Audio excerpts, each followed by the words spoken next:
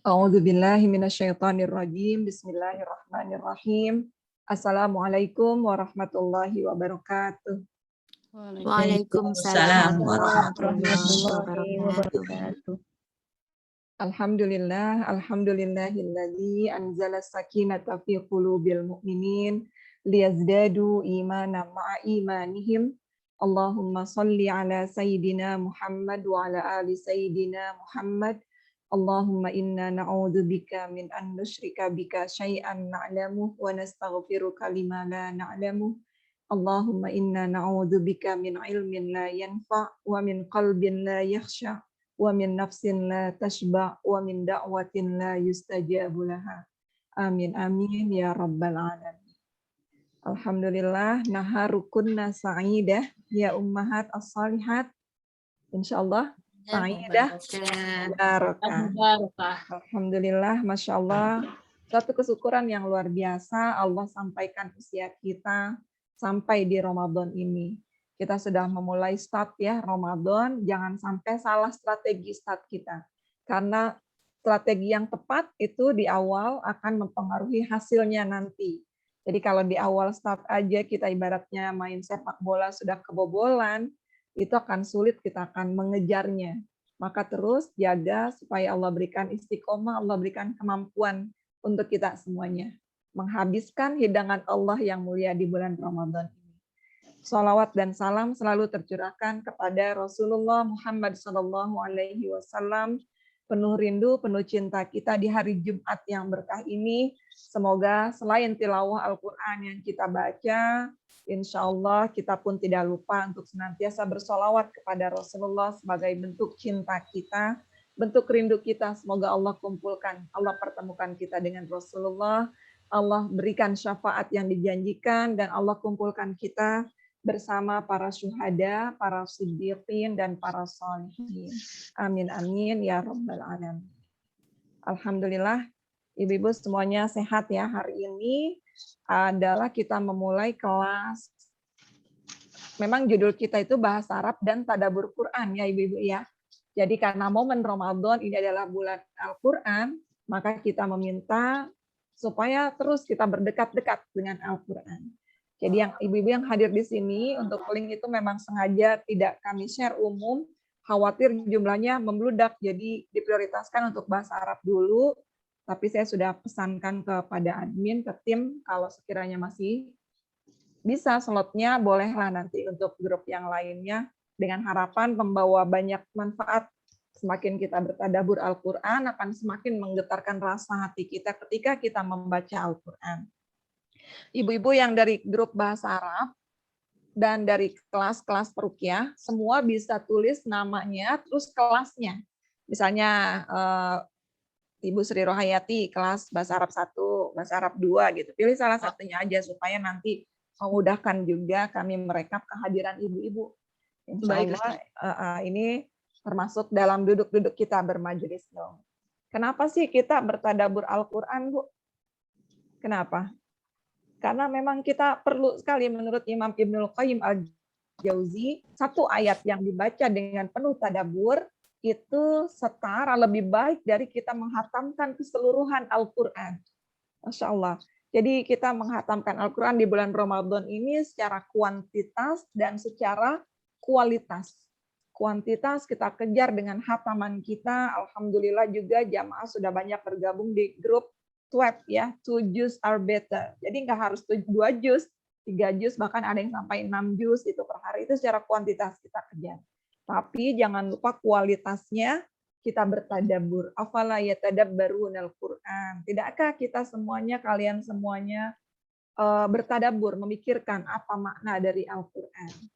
Insya Allah hari ini meskipun di sesi-sesi bahasa Arab selalu diselipkan ayat-ayat Al-Qur'an, hari ini kita mencoba bertadabbur surat Al-Mulk. Juz keberapa ini Al-Mulk, Bu? Juz ke 29 atau 28? Iya, 29. Ya. Insya Allah surat Al-Mulk ini sudah saya tuliskan ya, dia ini adalah surat Makkiyah. Ciri-cirinya surat Makkiyah itu apa, Bu? Ayo, surat Makkiyah apa ciri-cirinya? Mekah. Turun di Mekah, Pendek. agak-agak pendek ayat Turun di Pendek, Mekah, terus apa terus lagi? pendek ayat-ayatnya. ayatnya. Ayat-ayatnya. Menyangkut Tauhid. kehidupan Iya. Iya. Jadi kalau surat Makkiyah itu tidak hanya turun di Mekah, tapi tepatnya diturunkan sebelum Nabi hijrah. Hijrah. Dan memang ciri-cirinya juga ada ayat-ayatnya pendek. Dan intinya di surat Makkiyah ini temanya tentang akidah, tentang iman. Biasanya menceritakan tentang surga dan neraka, balasan-balasan, ganjaran yang Allah berikan. Nah, ini dia surat Al-Mulk yang Allah turunkan. Nah, keistimewaan surat Al-Mulk ini diantaranya bahwa Rasulullah SAW tidak pernah lepas membaca surat Al-Mulk dan surat As-Sajdah setiap malamnya. Nah, di sini ada hadis yang diriwayatkan oleh Imam At-Tirmizi. Annan Nabiyya sallallahu alaihi wasallam kana la yanamu hatta yaqra'a alif lam mim tanzil dan seterusnya wa tabarakallazi biyadihil mulk. Rasulullah tidak tidur setiap malam sampai beliau membaca alif lam mim tanzil dan titik-titik itu di surat As-Sajdah ayat pertama, lalu dilanjutkan dengan tabarakallazi biyadihil mulk. Itu dia amalan Rasulullah Sallallahu Alaihi Wasallam. Terus kita kalau mau tidur baca enggak? Nah, kalau kita mengaku umatnya Rasulullah, kita cinta kepada Rasulullah, setidaknya kita pun ikut mengamalkannya, membaca surat Al-Mulk. Enggak lama kok, sekitar 10 menit selesai karena pendek ya. Jadi disempatkan kita baca juga surat Al-Mulk untuk mencapai keutamaan sunnah yang dilakukan oleh Rasulullah. Apalagi, nah surat ini pun dia menjadi hujah di hari kiamat. Apa itu hujah? Yang akan membela kita.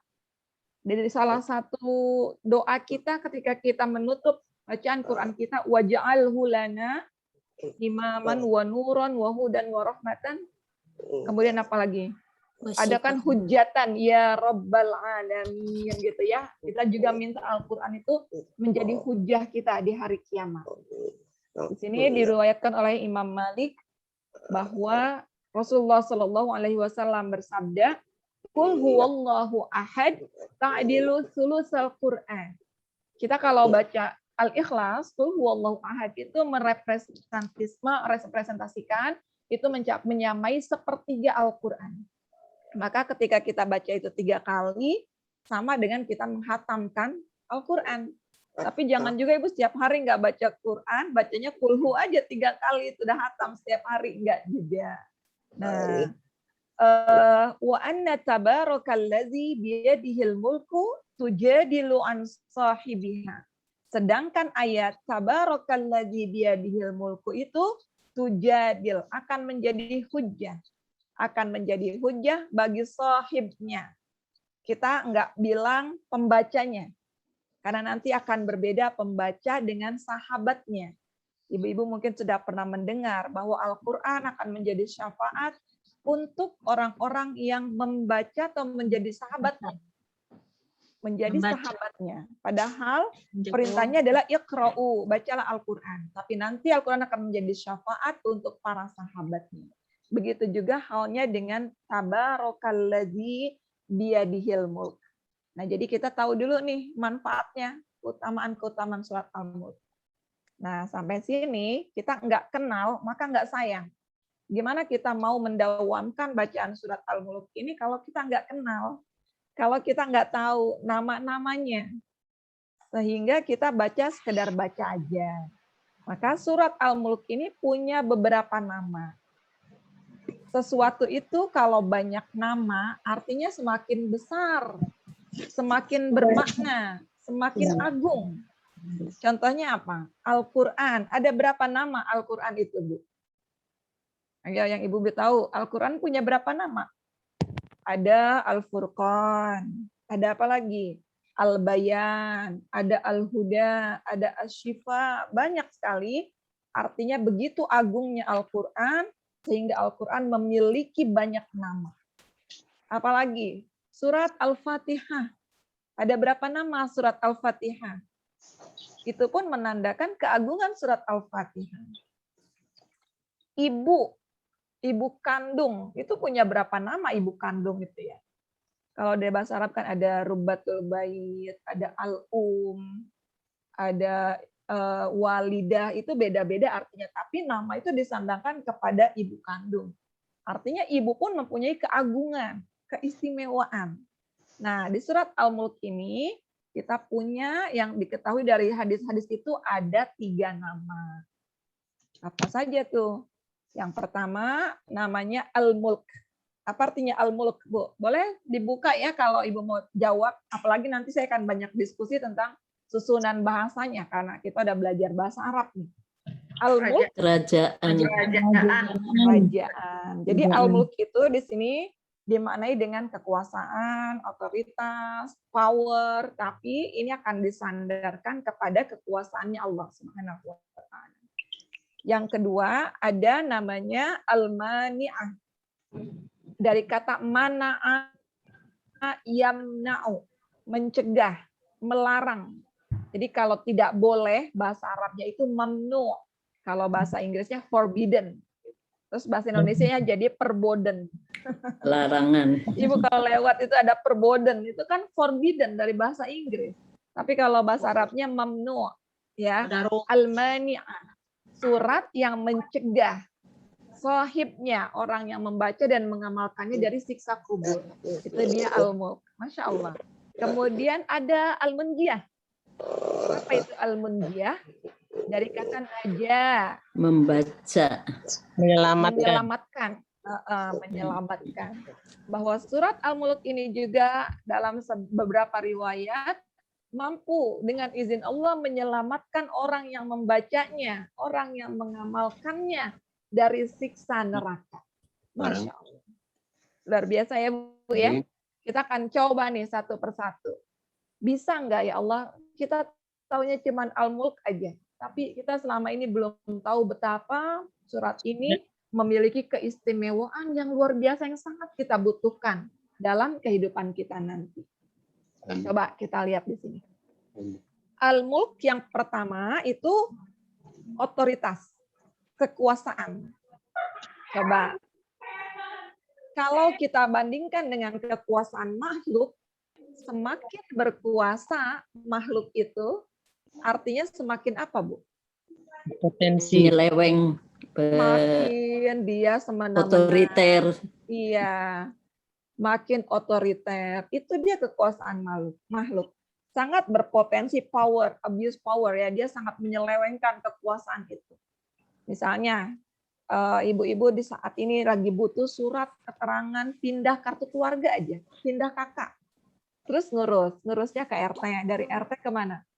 Ke kelurahan. Dari RT, RW, kelurahan. Apa yang kita temukan itu? Di kelurahan, di kecamatan. Kira-kira diapain itu, Ibu? Ntar kita dioper-oper lagi ke sini, ke sana, ke sini. Kenapa mereka begitu? Karena mereka punya kekuasaan.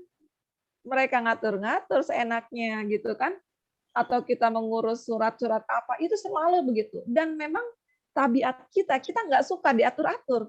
Ya Bu ya? Coba manusia ini semakin dia berada dalam aturan, dia akan semakin membantah. Bahkan seorang ibu dengan anaknya aja, itu kalau sering diatur, anaknya itu akan apa, Bu? Berontak. Akan berontak. Orang tua mengatur anak itu akan memberontak. Nah, jadi dalam tatanan terkecil aja, di rumah tangga aja misalnya. Siapa yang paling berkuasa di rumah tangga kita? Ibu. Ibu atau Bapak? Bapak. Ya, Bapak ya. Lalu Bapak. Siapa yang berpotensi biasanya menyelewengkan kekuasaan itu? Ibu. Oh, Ibu ya, bukan Bapak ya? Bapak. Menyelewengkan Kalau ibunya dikasih uang semua hasil gaji suaminya, berpotensi ibu menyelewengkan kepercayaan suami ibu. Iya kan? Iya. Suami. Begitu dia memiliki kekuasaan, dia sangat berpotensi. Tapi apakah makhluk yang berkuasa itu boleh memiliki, Bu? Sekarang saya tanya, manusia berkuasa, bahkan suami dengan istri, apakah suami bisa memiliki istri? Ternyata enggak juga. Bahkan ada setelahnya perceraian. Bahkan istri pun ada yang enggak suka diatur-atur. Ayo mama sekarang tidur. Mama sekarang makan. Bajunya jangan itu. Enggak boleh gini. Suka enggak kita diatur-atur kayak gitu? Tidak. Kita enggak suka. Tapi bagaimana dengan kekuasaan Allah? Setiap kita dari mulai kita tidur, sampai kita bangun tidur, sampai kita tidur kembali, kita berada Diatur. di bawah kekuasaannya Allah. Kita diatur. Dan ini ada zat super power yang memiliki kekuasaan, tapi tidak pernah menyelewengkan kekuasaannya. Ini dia Al-Mulk. Masya Allah. Ini dia Allah. Ada zat yang berkuasa atas segala sesuatu, bahkan memiliki diri kita. Kalau makhluk tadi, misalnya Presiden Jokowi berkuasa di Indonesia, apakah Jokowi boleh memiliki kita sekeluarga? Kan Tidak enggak. bisa. Tapi Allah memiliki diri kita semuanya. Dan bahkan kita meminta dan kita senang di bawah kekuasaan Allah. Hidup kita semuanya diatur di bawah kekuasaan Allah. Dan kita selalu minta, wala takilni ila nafsi tarfata ain, ya Allah. Jangan engkau tinggalkan aku, ya Allah. Meskipun sebentar aja, jangan ditinggalkan. Karena ternyata hidup kita sangat bergantung kepada Allah Subhanahu wa Ta'ala. Dan kita senang di bawah kekuasaan Allah. Kita senang berada dalam aturannya Allah. Ini dia Al-Mulk. Masya Allah. Jadi sangat berbeda kekuasaan makhluk dengan kekuasaannya Allah. Bahwa makhluk semakin berkuasa, dia semakin berpotensi menyelewengkan kekuasaannya. Tapi Allah semakin berkuasa, Allah semakin cinta. Allah semakin mengatur semua urusan kita. Kita akan bahas nanti lagi selanjutnya. Ini makna yang pertama. Yang kedua, al-mani'ah. Tadi apa Bu al-mani'ah tuh? Masih ingat nggak? Mencegah. Mencegah dari apa? Dari siksa. Ya, pembacanya dari siksa kubur. Membacanya dari siksa kubur. Oke. Nah, apa kalau kita bayangkan bagaimana perihnya, pedihnya siksa kubur itu? Kalau kita belum tahu bagaimana gambaran siksa kubur, tentu kita merasa, nggak butuh-butuh banget lah sama Al-Mulk ini, nggak butuh-butuh banget saya baca Al-Mulk. Dalam sebuah riwayat disampaikan ketika seseorang itu masuk ke liang kubur, kemudian ditinggalkan oleh saudaranya, oleh keluarganya, langsung tanah itu menghimpitnya, langsung menjepit tubuhnya dalam satu kali jepitan, satu kali himpitan, hancur tulang-tulangnya, putus semua urat-urat sarafnya. Itu dia kubur. Lalu kita sangat butuh sesuatu yang bisa membebaskan kita dari azab-azab setelahnya. Maka dalam sebuah hadis, sebagian sahabat Nabi Muhammad SAW, mereka membuat kemah di atas pemakaman. Dan mereka nggak ngira kalau itu ada pemakaman, tiba-tiba ada seorang yang membaca surat Tabarakalladzi biyadihil mulku wa huwa ala kulli syai'in qadir sampai selesai. Kemudian datang kepada Nabi.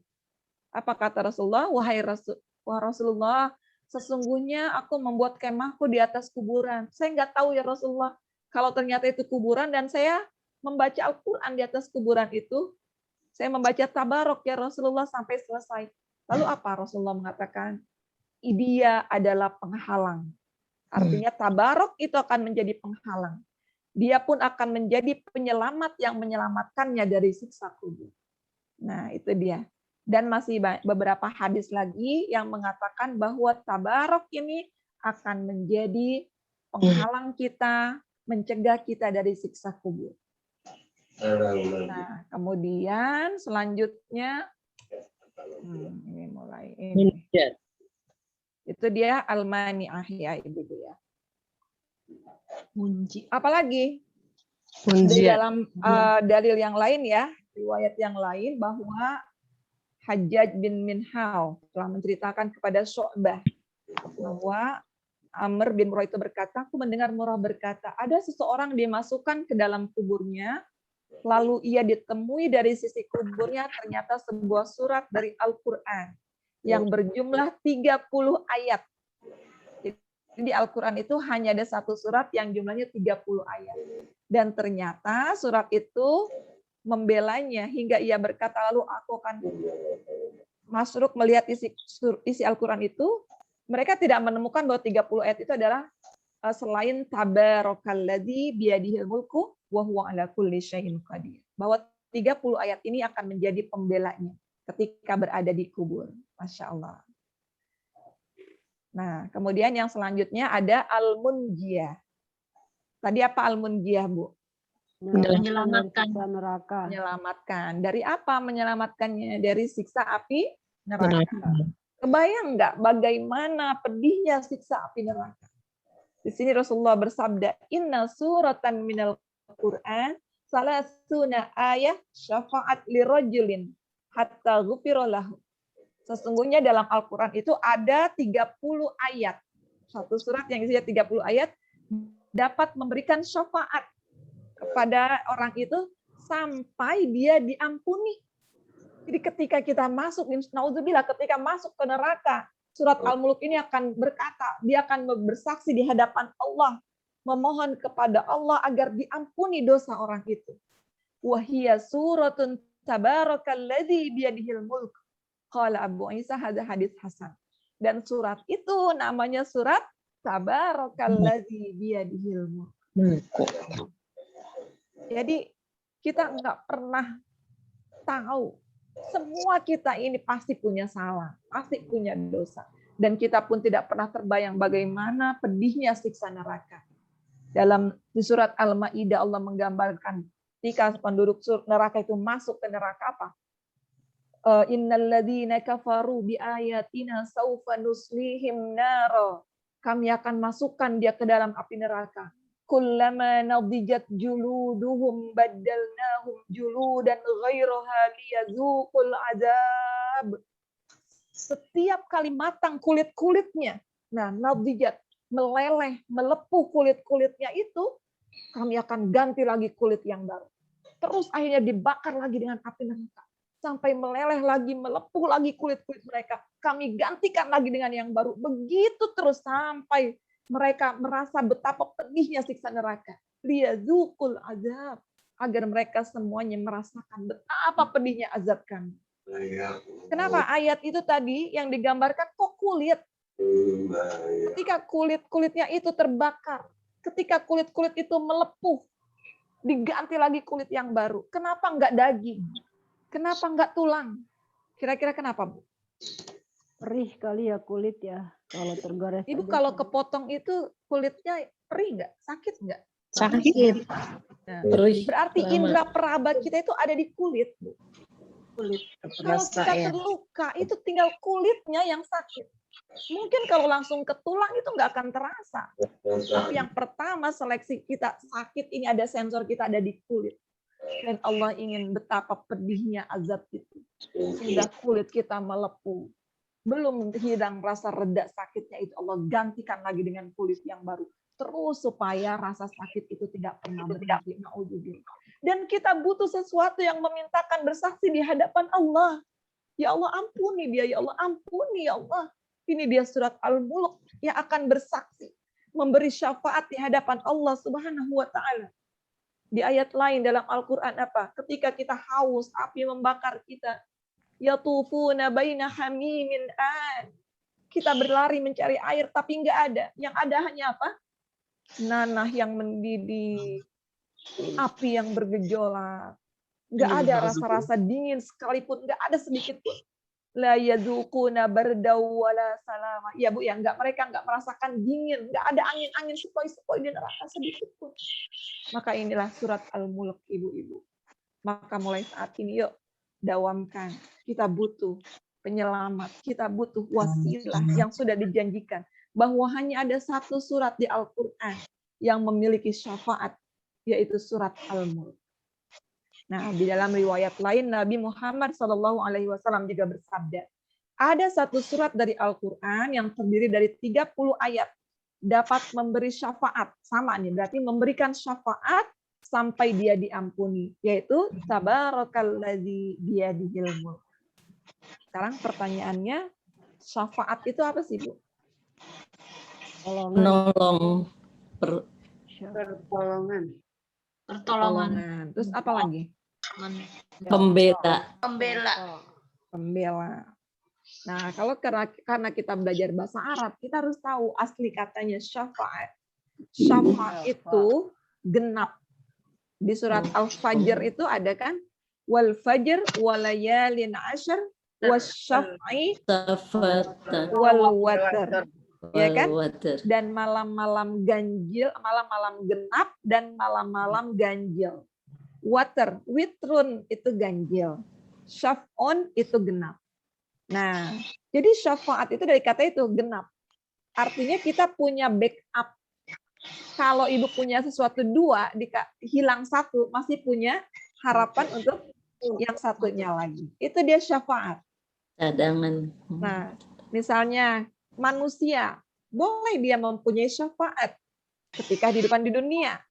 Misalnya ada Bu RT. Bu RT dengan amanahnya, otoritasnya memiliki syafaat. Bisa memudahkan kita, mungkin ketika mengurus surat misalnya BPJS, dimudahkan. Bu RT punya syafaat. Itu di dunia. Tapi bagaimana dengan syafaat al-mulk? Hanya akan diberikan kepada sahibul mulk. Tadi, siapa sahib? Untuk memiliki, untuk menjadi sahibul mulk, perlu ada muqarabah dan muqaronah. Lagi-lagi saya akan tanya, muqarabah. Dari kata qoribun. Nah, yang kelas dasar pun udah tahu Dekat. artinya qoribun. Mendekat. Maunya terus berdekat-dekat dengan al-mulk. Dimanapun dia hafal, kemudian dia baca, nggak pernah lepas dari surat al-mulk. Itu dia muqarabah. Kalau muqaronah, apa? Ibu pernah dengar kata Korean? Teman. Baca, yang membaca. Korean itu bukannya jin ya. Iya, itu jin Korean, pendamping kita. Artinya Korean, muqaronah, bersahabat, berteman. Seluruh isi kandungan surat Al-Mulk itu dijadikan, diimplementasikan dalam hidup kita. Itu dia, muqaronah. Jadi nggak sembarangan. Bukan hanya kita menghafal surat Al-Mulk untuk lomba, untuk disetorkan, untuk banyak-banyakan. Tapi kalau belum bisa menjadi sahib, belum bisa kita mendapatkan syafaat surat Al-Mulk yang dijanjikan. Sampai sini bisa dipahami, Ibu? Kecepatan nggak? Enggak. Insya Insya Allah. Nah, dari 30 ayat itu, maka surat Al-Mulk ini kita klasifikasi. Dibagi-bagi nih berdasarkan maknanya. Yang pertama, ayat 1 sampai ayat 4. Surat Al-Mulk ini menceritakan tentang kekuasaan Allah. Kita sudah tahu ya tadi, kekuasaan Allah sungguh jauh berbeda dengan kekuasaan makhluk. Manusia. Kemudian di ayat 5 sampai 15 menceritakan tentang surga dan neraka. Kemudian di ayat 16 sampai 22 menceritakan ancaman tiba-tiba secara komunal dalam hidup bermasyarakat. Kemudian 23 24 ini tentang hidup yang singkat ya. Artinya untuk individu kita masing-masing. Nah, di ayat 25 sampai 27 tentang balasan-balasan yang Allah janjikan itu kapan kita dapat balasan surga, kapan kita dapat balasan neraka. Di ayat 28 sampai 30 menggambarkan tentang lemahnya manusia. Coba lihat, Bu. Atas, bawah. Ada hubungannya enggak kekuasaan Allah? Ketika kita mengakui kekuasaan Allah, akhirnya kita menyadari bahwa betapa lemahnya hidup kita. Nih, jadi yang atas ini ke sini hubungannya, ke bawah. Gitu. Kemudian surga dan neraka. Itu sudah janji Allah yang pasti akan terjadi. Lalu kita pun akan dijelaskan kapan kita layak mendapatkan surga dan kapan neraka itu akan diberikan. Kemudian kehidupan bermasyarakat dengan kehidupan berindividu itu pun akan mendapatkan konsekuensinya masing-masing. Apa ganjaran-ganjaran yang Allah berikan. Ini dibahas di pertengahan. Jadi, Masya Allah, cantik banget ya susunannya. Inilah afala yatadabbarunal Qur'an. Kenapa kita nggak berpikir ayat-ayat Al-Quran? oh ternyata kalau di mapping ini kayak begini nih surat Al-Mulk isinya nih. Insya Allah selama bulan Ramadan, semoga Allah izinkan selesai kita membahas sampai ayat 30. Kita bisa bertadabur dan hari ini kita akan memulai bertadabur di ayat 1 dan 2.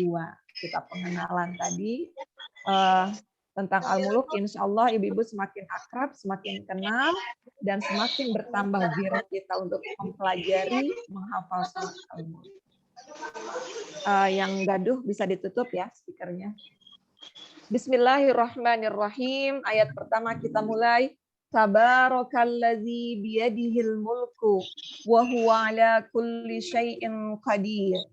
Saya mau tanya ibu-ibu kelas bahasa Arab 2 dan lanjutan. Tabaraka. Apa? Posisinya sebagai apa, Ibu? Tabaraka sebagai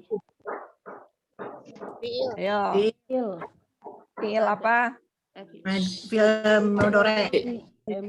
Tabaraka. Nih, wazannya tafa'ala. Dia fiil madhi. Ibu yang bahasa Arab 1 sudah mulai mengenal fiil madhi, kata kerja, bukan mudhari, tapi madhi. Dia kata kerja ya, tabaraka. Alladzi. Bahasa Arab 1 sudah tahu belum? Alladzi ismul mausul untuk mudzakkar atau muannas. Muannas. Baik. Biyadihi, bi huruf jar. Biyadihi isim majrur, hi Domir. Domir apa? Mutasil apa munfasil? Fasil. Ayo, mutasil apa munfasil? Mutasil. Mutasil. Biyadihil mulku wa huwa domir munfasil ala huruf jar, kulli ismun majrur, syai'in ismun majrur, qadir, khobar. Nah, ini dia. Bu Neni, coba di-mute. Oke. Ini secara bahasa ya. Tabarakalladzi biyadihil mulku wa huwa ala kulli syai'in qadir. Berarti kalau kita bilang tabarakallah, nah itu tabarokanya fiil, Allahnya sebagai fa'il. Barakallah fiil dan fa'il. Ada kata kerja dan subjeknya. Nah, tapi di sini subjeknya disebut enggak? Tabarakalladzi, ada enggak subjeknya di sini? Mustatir. Iya. Subjeknya itu ketutup. Tapi ini mengacu pada alladzi. Alladzi itu adalah Allah. Nah, makna tabaraka itu bisa berarti dua. Kalau dalam ilmu balaghah itu bisa disebut dengan kalam khobar atau kalam insya. Saya kan bedakan Ibu. Kalam khobar, apa itu? Hanya memberikan informasi. Misalnya, kalau dapat nikmat, ucapkan alhamdulillahirabbil alamin. Atau ketika berbicara di depan alhamdulillahirabbil alamin wa bihi nasta'in, udah bahwa kita sedang mengucapkan syukur kita kepada Allah. Informasi bahwa segala nikmat itu milik Allah. Itu khobar namanya. Tapi kalau insya, kalimat itu disampaikan menjelaskan, melibatkan perasaan kita. Misalnya, ayah Bu Nurul Aminah, Masya Allah dapat hadiah umroh. Terus bilang apa? Alhamdulillahirabbil alamin. Sama enggak alhamdulillahirabbil alaminnya dengan ketika memulai pertemuan tadi? Beda. Itu dia kalam insya. Kalimat yang benar-benar merepresentasikan perasaan kita. Alhamdulillahirabbil alamin. Ya Allah, terima kasih Allah, itu dia insya. Nah, ketika kita bilang tabarakallah, maunya ini kita menginformasikan sesuatu atau kita membawa hati kita bahwa ada zat tabarok. Artinya apa tabarok? Dia yang memberikan keberkahan ya. Kalau di Al-Quran kan diartikan maha suci. Maha suci. Tabarakallah, ketika kita melihat suatu pemandangan, Masya Allah, tabarakallah, ini masuknya ke khobar atau insya kira-kira? Insya ya. Tapi ketika kita bilang Masya Allah, tapi udah biasa aja, tabarakallah. Nah, berarti tabaraka ini ada dua makna. Tapi diharapkan ketika kita membaca Al-Quran, ibu sholat, Bismillahirrahmanirrahim, Alhamdulillahi Rabbil Alamin. Bukan semata-mata kita membaca surat Al-Fatihah itu, tetapi disandarkan dengan keadaan hati kita. Alhamdulillahi Rabbil Alamin. Itu dia insya. Kita menjelaskan keadaan kita. Itu tabaraka. Nah, tabaroka juga diambil dari kata barokatun, barokah. Apa artinya barokah, Bu? Berkah. Berkah. Bertambah. Atau kalau di Indonesia itu kita seringnya berkat. Ya.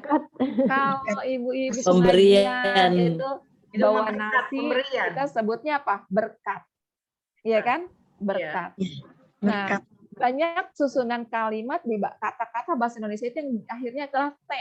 Rahmah, rohmatun. Jadi rahmat. Ya kan? Apalagi contohnya?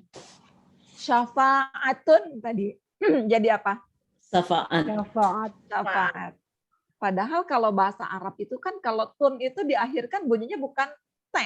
Tapi Iya. Syafaat. iya, berkah. Syafaah. Nikmah. Kenapa kita jadi nikmat? Melihat Syafaat. tulisan kali. Ini menandakan bahwa Islam masuk ke Indonesia itu bukan dari Arab pertama kali, tapi dari negeri Iran. Nah, bahasa Iran itu yang akhir-akhirnya itu adalah T-nya itu, berkat, syafaat, rahmat. Seperti itu. Kalau di Arab asli itu pakai H, berkah, rahmah, syafaat. Itu yang kami ketahui secara bahasa. Nah, jadi terlepas Jessica, dari itu semua, tabaraka itu Jessica sebentar di sini deh, Jess. ya, Bu Lena tolong ditutup.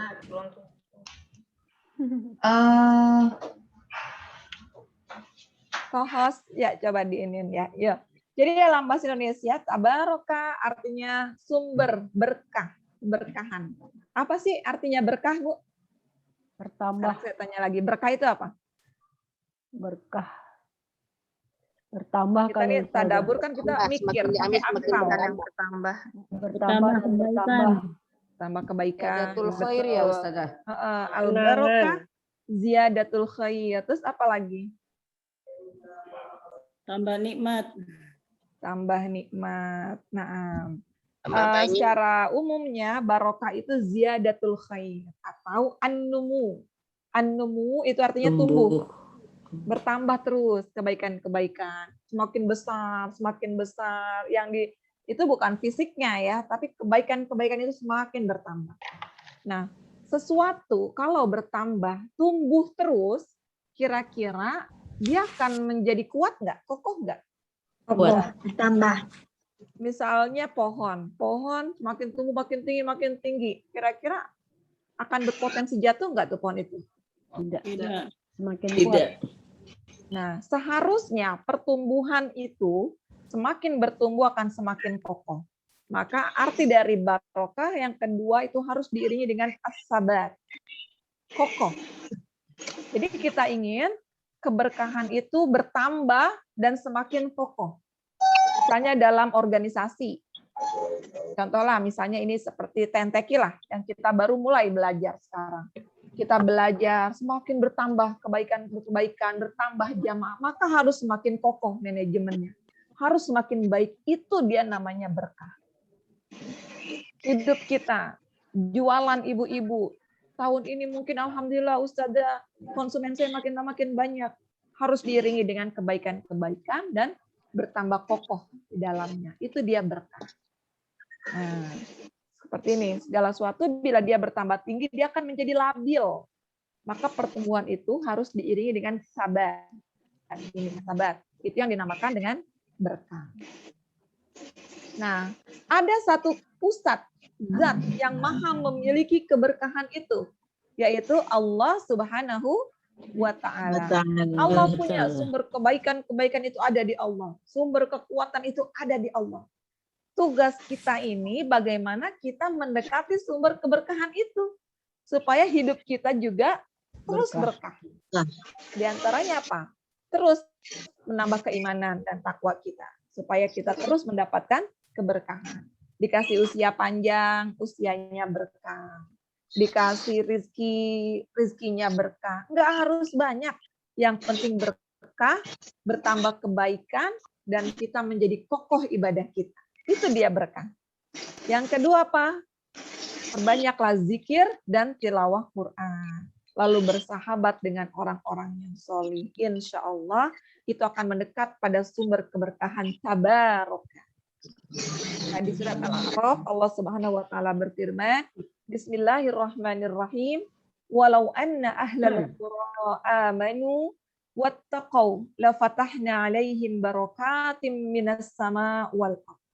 Sekiranya penduduk negeri itu beriman dan bertakwa kepada Allah, la fatahna, ada taukid la, pasti kami akan bukakan buat mereka apa? Pintu-pintu keberkahan dari langit dan bumi. Kira-kira ibu-ibu pengen nggak hidupnya berkah? Pengen banget. Pengen. Nggak harus kan harta kita itu banyak. Yang penting kalau saya bilang saya ini lebih baik pas-pasan. Pas saya butuh, pas Allah kasih. Ada. Nggak harus saya Beli mobil, ada. nggak harus saya punya mobil 2, 3. Begitu pas saya butuh untuk tausiah, pas ada yang jemput, itu alhamdulillah. Itu namanya. Nah, kita tentunya kita pengen ilmu kita, ilmu yang berkah. Sering ikut kelas bahasa Arab, sering duduk halaqah, bertambah banyak ilmu kita. Cek, semakin bertambah kebaikan nggak? Semakin menebar manfaat nggak buat orang lain? Insya Allah. Jangan-jangan ilmunya dikekepin sendiri aja. Itu nggak berkah nanti. Maka ketika Allah takdirkan ibu-ibu duduk berhalaqah, duduk bersama-sama hari ini, artinya ada amanah Allah yang diberikan buat kita semuanya. Apa itu amanahnya? Amanah menyampaikan kembali ilmu yang kita dapat. Amanah mengamalkan ilmu yang Allah berikan hari ini. Itu dia berkah. Insya Allah. Kalau pengen ilmu yang berkah meskipun sedikit, disampaikan. Yang saat ini pun saya juga belajar. Saya ingin keberkahan ilmu itu ada, saya ingin menyampaikan supaya menjadi ilmu yang penuh berkah, maka sampaikan ke suami, sampaikan ke anak-anak. Ini baru tabarokah. Allah pusat sumber keberkahan. Alladzi tadi ismul mausul tidak disebutkan zatnya, tapi itu mengacu kepada Allah. Sekarang lanjut biyadihil mulku. Kita akan bahas al-mulk. Tadi apa Bu? Al-mulk itu masih ingat apa itu al-mulk? Kerajaan. Kekuasaan. Kerajaan. Kekuasaan, kerajaan, otoritas. Terus? Saan raja otoritas. Nah, ini dia kepemilikan. Jadi nggak ada gunanya berkuasa kalau nggak bisa memiliki. Itu kan makhluk. Kayak tadi digambarkan. Presiden berkuasa. Apa presiden memiliki kita, Bu? Tidak. Enggak. Siapa yang paling berkuasa di dunia ini? Fir'aun. Fir'aun berkuasa, tapi apakah memiliki itu istrinya? Kan enggak. Qarun berkuasa dengan hartanya, apakah dia memiliki, dia bawa semua hartanya itu sampai akhir? Enggak. Tapi Allah, al-mulk, kekuasaan Allah. Allah memiliki semuanya. Qulillahumma malikal mulki. Tu'til mulka man tasya. Masya Allah, ya Allah. Baru kita merasa ini Allah begitu kecilnya kita. Kita merasa kita punya kekuasaan, kita punya otoritas, kita punya ilmu. Mudah banget bagi Allah mengangkat ilmu itu saat ini. Kita merasa diri kita orang yang paling berkasih sayang. Hati saya lembut, Bu, saya selalu cinta ke orang-orang saya ini. Mudah banget Allah angkat ilmu, Allah angkat rasa cinta itu kepada kita. Bahkan ketika kita lihat ada seorang ibu yang melahirkan anaknya, seharusnya dia berkuasa atas anak itu. Tapi Allah angkat kekuasaannya. Allah cabut rasa sayangnya. Kemudian anaknya dibuang di tong sampah. Ada nggak kayak gitu? Ada. Itu dia. Maka Allah berkuasa atas segala sesuatu. Dan Allah memiliki itu semuanya. Allah berhak mengatur semuanya. Itu dia al-mulk yang Allah sampaikan. Yang Allah katakan di surat ini, al-mulk. Karena semakin menguasai, semakin besar peluang kita berbuat semena-mena. Tapi kekuasaan Allah tidak akan pernah Allah berbuat semena-mena kepada kita. Itu beda sekali dengan kekuasaan makhluk. Manusia. Nah, seperti itu. Itu dia al-mulk. Dia dihil mulk. Kenapa disampaikan dia di tangannya?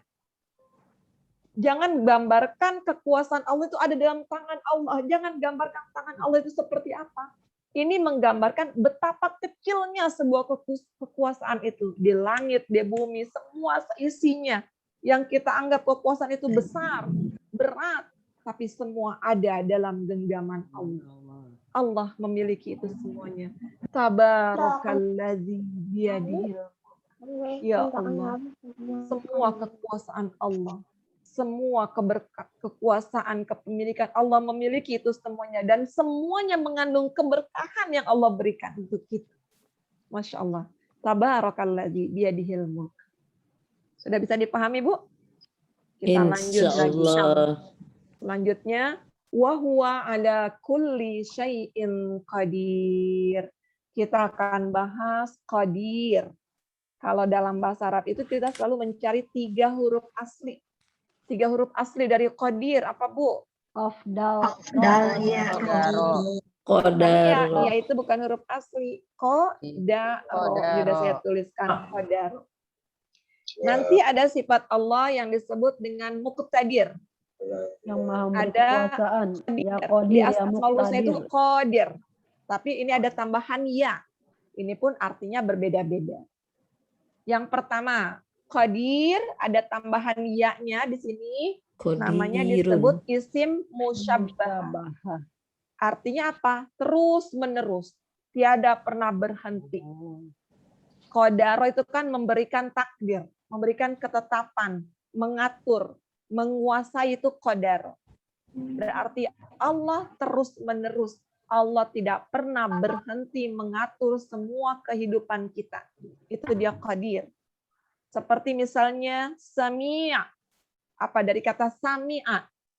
Mendengar Mendengar. terus. Terus. Kalau manusia mendengar, manusia bisa berhenti mendengarnya. Kalau lagi tidur, diomongin apapun dia nggak tahu, nggak dengar. Tapi bagaimana dengan Allah As-Sami'? Allah tidak pernah berhenti mendengar sedetik pun. Rohim, ada ya-nya juga. Dari kata apa rohim? Rahmat. Dari kata rohima. Rahmat. Allah maha berkasih sayang. Jangan gambarkan rohim dengan manusia. Bahwa kasih sayang Allah itu nggak pernah berhenti. Bahkan ketika kita berada dalam musibah berat yang Allah berikan, itu ada kasih sayang Allah. Basir, maha melihat. Penglihatan Allah akan terus-menerus tidak pernah berhenti. Dan Allah tidak akan pernah lengah. Jadi ini satu nama, kalau ada ya-nya dan itu hanya disandangkan kepada Allah. Qadir, Sami', Basir, apalagi di Al-Asmaul Husna yang seperti itu. Kabir, Alim, maha mengetahui, Alim, maha berilmu. Nah, di sini ada Allah tidak pernah berhenti mengurus semua urusan kita.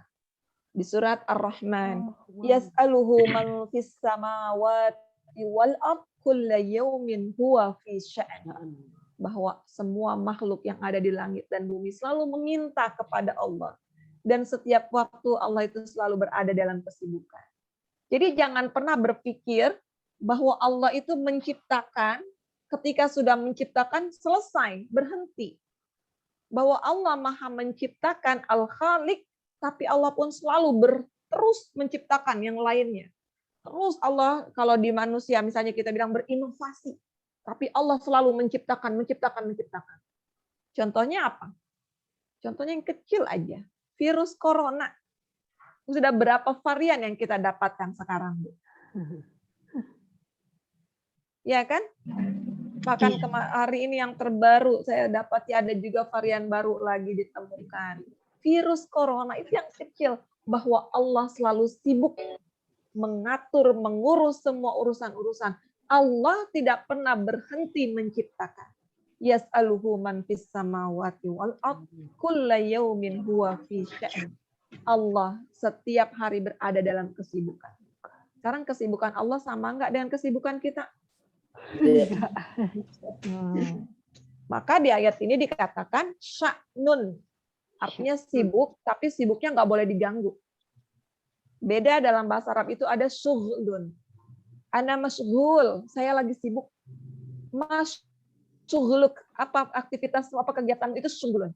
Ini untuk makhluk, ya masih bisa diganggu, bisa ada jedanya. Tapi sya'nun itu terus-menerus sibuknya, nggak boleh diganggu. Ini dia qadir. Ya Ibu-ibu ya, jadi wa huwa ala kulli syai'in qadir. Allah selalu menetapkan kadarnya, tak pernah berhenti Allah mengatur semua urusan kita. Lalu bagaimana dengan muqtadir?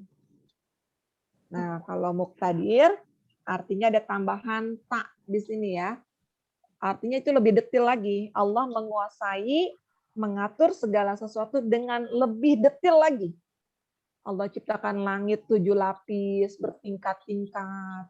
Allah ciptakan manusia, bukan cuma diciptakan detail, dikasih 2 mata, dikasih hidung, lubang hidungnya itu selalu menghadap ke bawah. Gimana kalau lubang hidung kita itu ke atas, Bu? Kalau hujan, repot kan Ibu-ibu? Itu dia muqtadir. Allah memikirkan sesuatu yang detail dari ciptaan-ciptaannya itu. Masya Allah.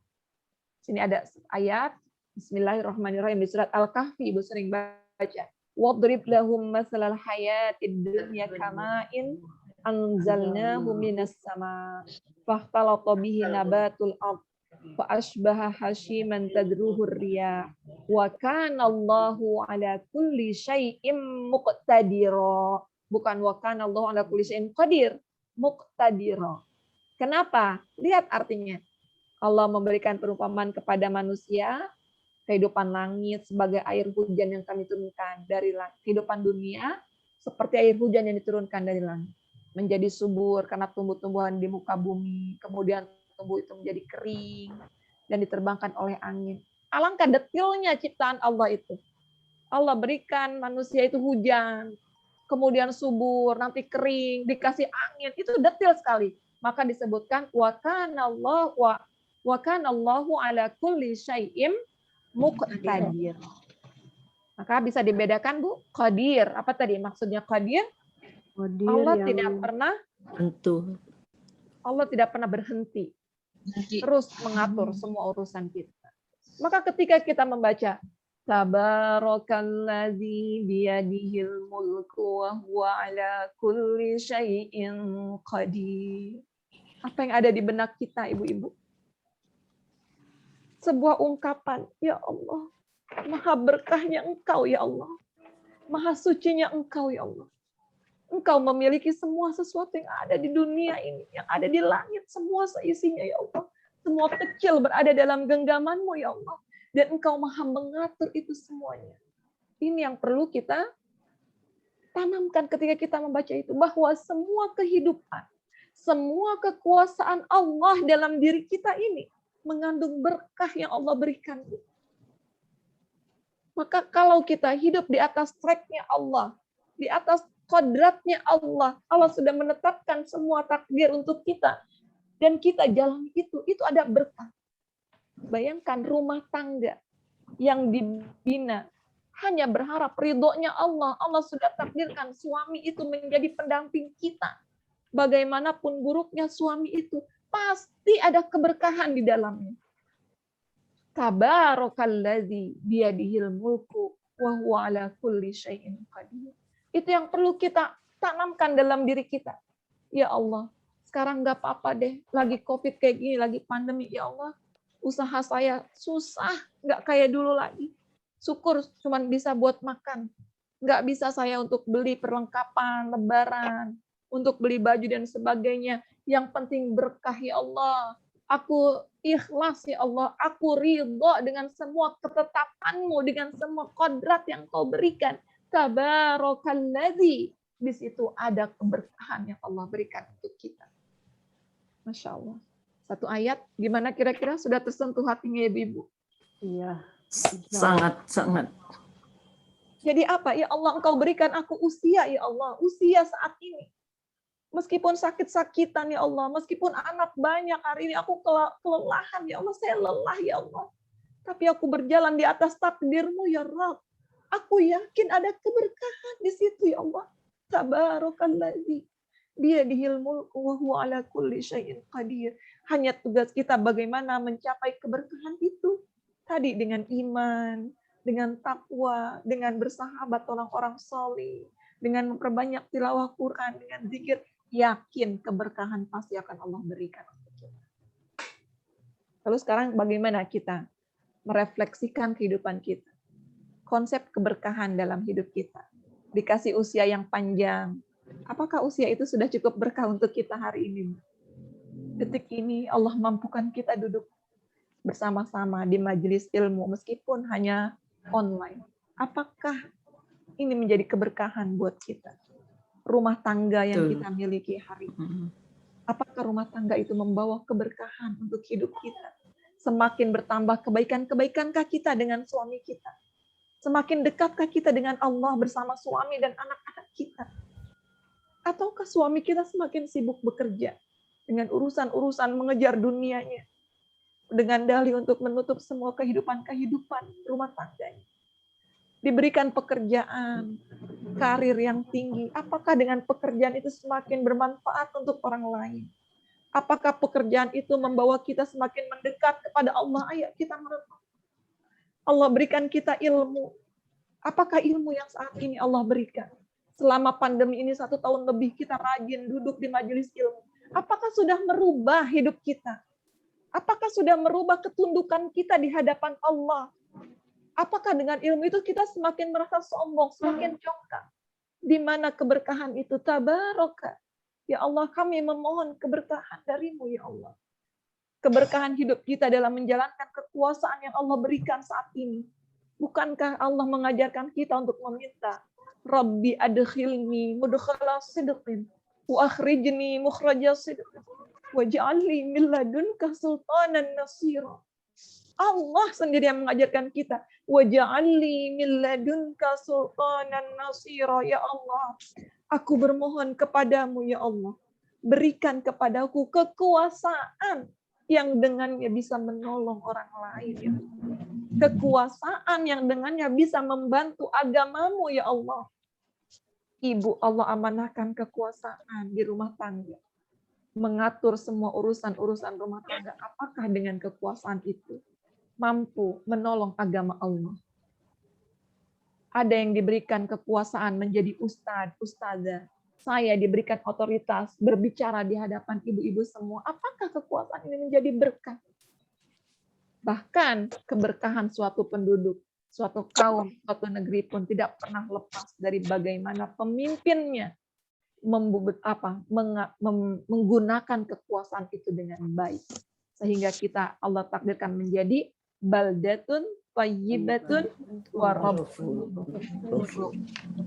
Tabarakalladzi biyadihil mulku wa huwa ala kulli syai'in qadir.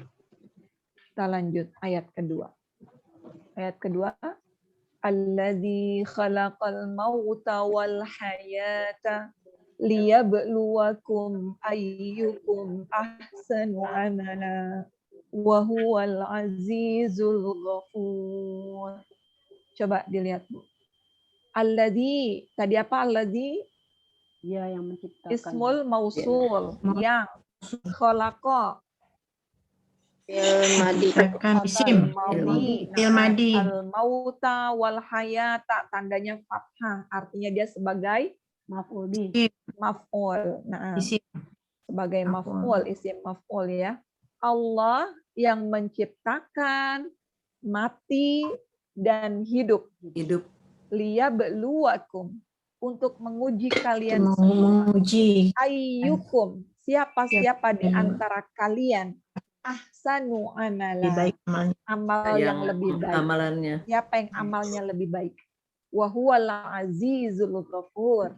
Allah Maha Aziz, Maha perkasa dan Maha Gagah, mengampun. Ada yang janggal nggak? Kenapa Allah kok menyebutkan mati baru hidup? Kan seharusnya hidup dulu baru mati. Baru mati.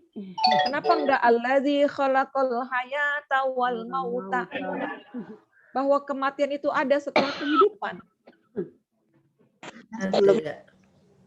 Kira-kira mati dulu baru hidup atau hidup dulu baru mati? Sebelumnya mati dulu. Mati dulu, Ustazah. Mati dulu. Tadinya nggak ada, atau ada. Iya, pertanyaan ini nggak sama dengan pertanyaan telur dulu apa ayam dulu baru telur, enggak. Tapi ini ada jawabannya. Dan itu pasti bahwa asal muasal hidup kita ini adalah mati, Ibu-ibu. Artinya kita nggak ada. Begitu sayangnya Allah, Allah ciptakan yang nggak ada menjadi ada. Ibu, kalau seandainya ibu ini hobi masak, misalnya ya hobi masak, ibu yang nggak ada itu masakan, ibu berinovasi resep-resep, dikumpulkan semua bahan-bahannya, satu persatu dikupasi sayurannya dengan cantik, indah. Itu kira-kira sayang melihat nggak dengan hasil masakan ibu itu? Sayang banget ya Bu. Tapi ternyata kelebihan nggak kemakan. Itu kalau mau dibuang rasanya kayak gimana? Sayang. Ya Allah ngenes, ya Allah capek-capek bikinnya, ya Allah kok kayak begitu ya dibuang. Kebayang gimana capeknya, pagi-pagi saya harus ke pasar balik. Itu kita membuat sesuatu yang sebetulnya sudah ada. Iya kan? Tapi kita sayang. Anak kita, bagaimana sayangnya kita? Karena kita hanya dititipkan melahirkan itu, karena jadi kita sayang. Lalu bagaimana Allah? Aslinya kita ini nggak ada, tapi Allah buat menjadi ada. Maka asal muasal kita kenapa al-maut lebih dahulu baru al-hayat, itu karena awal hidup kita adalah dari kematian, ketidakadaan. Maka orang-orang sufi mengucapkan la maujuda illallah. Tidak ada sesuatu yang eksis, yang ada kecuali Allah. Bahwa kita ini aslinya tidak ada. Itu yang pertama. Yang kedua, Allah mengedepankan kata al-maut baru al-hayat karena Allah ingin kita untuk banyak-banyak mengingat kematian. Karena kematian ini akan menjadi pengingat ulung kita, pengingat utama kita dalam hidup supaya kita lebih baik lagi. Sebagaimana Rasulullah SAW bersabda, aksiru zikro hazimil ladzat al-maut. Perbanyaklah mengingat pemutus kenikmatan, yaitu mati. Kalau kita masih, saya 1000 tahun lamanya saya masih pengen hidup 1000 tahun lagi, karena nikmat itu, berarti kita nggak ingat mati. Fa innahu lam yadhkurhu ahadun fi dhiqin minal aish illa wasa'ahu alaih. Sesungguhnya ketika dia sempit, dia mengingat kematian, Allah akan melonggarkan kesempitan hidup itu atas orang tersebut. Masya Allah. Ya Allah. Susah banget hari ini Allah. Saya mencari rezeki dari pagi sampai malam. Cuman dapat 20.000 ya Allah. Akhirnya kita ingat, ya buat apa sih saya ngoyo-ngoyo capek. Besok juga mungkin kalau Allah takdirkan saya mati, nggak akan saya kumpulkan uang itu. Cukuplah 20.000 itu menjadi bekal saya untuk makan hari ini. Besok pun rezeki saya sudah ada yang mengatur. Dia ingat mati. Dan dengannya Allah berikan kelapangan di hatinya. Wala dzakarahu fi sa'atin illa dayyaqahu alaih. Tapi orang-orang yang tidak mengingatnya ketika dia lapang, dia nggak ingat kematian, Allah akan sempitkan itu kehidupan. Terus karena akan terus dikejar-kejar dengan obsesi-obsesi dunianya. Tapi kenyataannya kita ini lebih sering kita ingat mati apa ingat hidup, Bu? Ingat hidup. Bisa jadi kemarin mungkin ada tetangga kita yang Allah panggil. Kita takziah. Saat itu kita ingat mati. Ya kan, Bu? Ya Allah, ini menjadi pengingat saya. Alhamdulillah ingat. Tapi begitu pulang, di jalan ngobrol-ngobrol lagi. Udah lain lagi yang diomongin. Lupa nggak sama kematiannya itu? Lupa. Kita udah lupa. Bisa jadi kita ketika ziarah kubur, kita ingat orang tua kita, ya Allah, saya juga akan mati nanti. Tapi pulang dari ziarah kubur, mampir lagi ke dealer, mampir lagi ke yang lain-lain. Hilanglah udah itu kematian kita, nggak ingat lagi. Nah, itu dia kebanyakan kita. Maka ayat ini Masya Allah utamakan maut baru hayat. Ya. Mati dulu baru hidup. Ingat-ingat, banyak-banyak ingat kematian. Yang kedua, bahwa inilah fase kehidupan kita, Ibu. Yang pertama tadi al-maut, ketidakadaan kita ini. Kemudian ada al-hayat, yaitu kita diciptakan sekarang ada di alam dunia. Kehidupan yang pertama kita adalah dunia, hayat. Kemudian nanti kita akan meninggal, Allah panggil. Al-maut juga, kita akan masuk ke dalam alam barzah, kematian. Dan nanti akan dihidupkan lagi di kehidupan selanjutnya, yaitu al-hayat darul akhirah. Dan inilah tidak akan pernah selesai kehidupan kita. Maka kita ini berasal dari alam amr. Alam amr itu perintah Allah. Kun fayakun. Kun itu kan fi'il amr, perintah. Jadi segala sesuatu yang berasal dari alam amr itu tidak akan habis, tidak akan hilang, akan abadi. Ruh kita ini akan selamanya ada di alam akhirat nanti, akan selamanya hidup. Lihat ada berapa kematian, ada berapa kehidupan, Bu? Ada 2 Ada 2 kali kematian, ada 2 kali kehidupan. kehidupan. Masya Allah. Ternyata Allah sudah sampaikan ini di surat Ghafir. Apa di surat itu berbunyi? Qalu Rabbana amattana snataini wa ahyaitana snatain fa'tarafna bidzunubina fahal ila khurujim min sabil. Mereka berkata, ya Allah, ya Tuhan kami, Engkau telah mematikan kami 2 kali. Dan Engkau pun telah menghidupkan kami 2 kali. Tuh, sama enggak? Lalu kami mengakui dosa-dosa kami. Maka adakah suatu jalan bagi kami untuk keluar dari api neraka? Ini orang-orang kafir. Ketika mereka sudah sampai di akhirat ini, mereka minta keluar. Padahal sudah selesai kehidupannya, udah nggak ada lagi fase setelahnya itu. Nah, jadi kita sekarang ada di mana, Bu? Kehidupan kita yang pertama. Sama. Maka jangan mau kalau ada orang bilang hidup cuma sekali. Hidup itu 2 kali.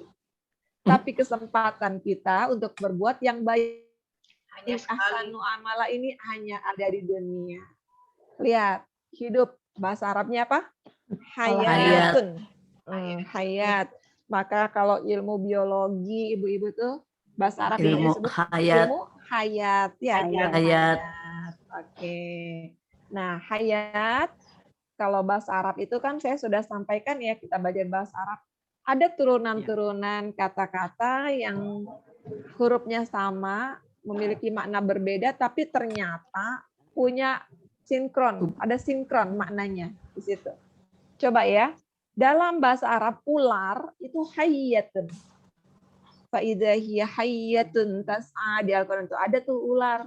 Hayyatun namanya. Malu, hayaun. Sama nggak hurufnya tuh? Ada ha, ya. Ya. Hewan disebut hayawanun. Sama nggak? Sama. Kira-kira apa hubungannya, Bu? Ayo, kita mikir lagi nih. Hayat, hidup. Hayatun, ular. Bagaimana hidupnya ular? Bergerak. Itu Ya. Ular itu selalu bergerak. Jadi hidup ini Allah minta kita untuk bergerak terus. Bergerak. Karena dalam setiap gerak kita ini ada berkah. Terus bergerak untuk kebaikan-kebaikan. Faiza faraghta fansob. Nggak ada istilahnya. Berhenti. Istirahat. Aduh, capek Ustazah. Teman-teman di tim TNTQ, tanyakan mereka, apa pernah saya suruh berhenti untuk berdakwah? Tidak. Ya Allah, Ustazah capek. Ar-roha fil jannah. Nanti istirahat kita ini ada di alam akhirat. Maka bergerak terus. Likulli harokah barokah. Setiap ada gerakan itu ada berkah. Itu dia hidup kita yang disandarkan dalam bahasa Arab itu seperti hayat, ular. Kemudian hayaun, malu. Artinya apa? Harus ada rasa malu kali ya dalam setiap itu ya. Maka al-haya'u minal iman. Rasa malu itu sebagian dari iman. Iman. Hidup itu harus punya rasa malu.